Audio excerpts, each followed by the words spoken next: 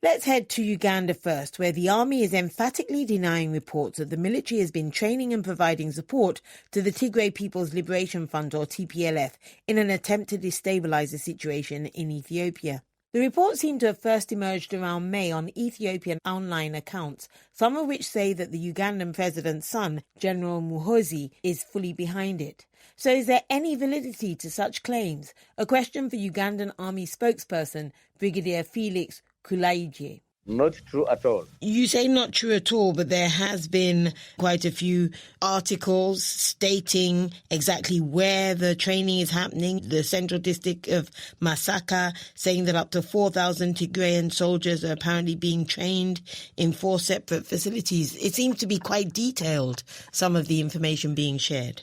I'm sorry, it's a fabrication because Masaka has no military training facility. Secondly, this matter was discussed by ministers of defense and chiefs of defense forces 3 months ago in Addis Ababa with the Ethiopian government. Now, if you're saying that, sir, it has been reported that even the president's son, General Muhoozi, also spoke about supporting Tigrayan brothers. He expressed his personal opinion. That's not the UPDF. Are you saying you're discounting the views of the president's son? I'm telling you that the UPDF did not and does not support any rebel group. We enjoy good working relations with the government in Addis Ababa, and that very matter was discussed with the ministers of defense and the chiefs of defense forces 3 months ago and was resolved because both sides indeed understood that this was an unfounded rumor, and indeed we have no reason to support rebels against a government that we work with. Interestingly, you said one thing, sir. You said that is his opinion when you spoke about the president's son. Does that mean General Muhoozi may have a different idea about what's going on, or there may be another military project or training exercise that you're not aware of? I am aware of everything the military does.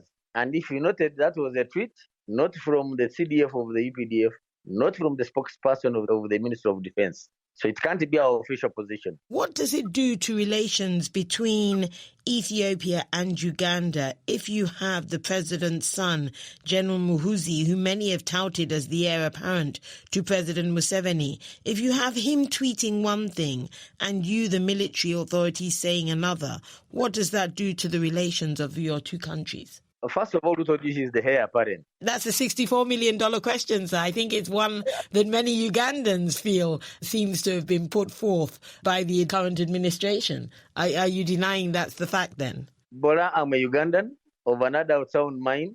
Nobody has asked me my opinion. So how do you say many Ugandans? So let me ask you your opinion then, sir. Are you saying that one should not regard what General Muhoozi says particularly significant because he is not the heir apparent to Uganda's presidency? No, I am saying the information concerning the official position of the Uganda's Minister of Defense on matters relating to other militaries is given officially, not through tweets. What does this do to your relations if you have these, what you say are unfounded rumours about possible support for the TPLF in Ethiopia? What does that do to relations between you and Prime Minister Abiy Ahmed's government? Ordinarily, that would injure, of course, the relations between the two countries. But like I've told you, 3 months ago, the matter was discussed by the relevant officials of government amicably. What is the situation right now? Because we know numerous conflicts in Ethiopia do have regional implications.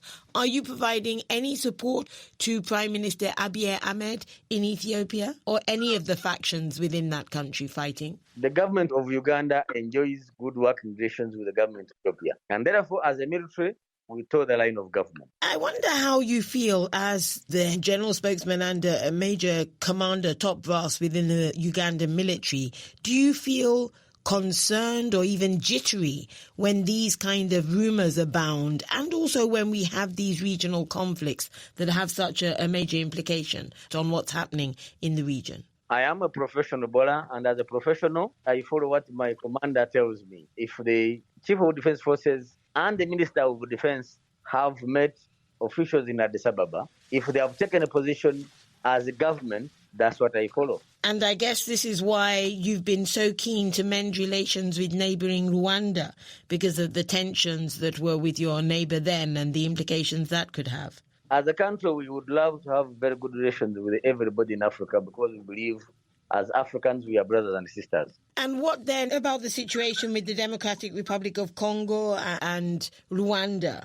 Also, is this therefore why you're very, very keen to ensure that the conflict there doesn't spill over and doesn't expand any further? Not only are we interested in that conflict, we are interested in the conflict in DRC ending because we need that country peaceful. Can you tell us a bit of information, sir, about the troops that have been deployed to the DRC recently, sir? The troops deployed in DRC are part of the operation called Shuja, which is a joint operation between the FARDC and the UPDF in Ituri province. Ugandan Army spokesperson Brigadier Felix Kulayigye speaking to me earlier.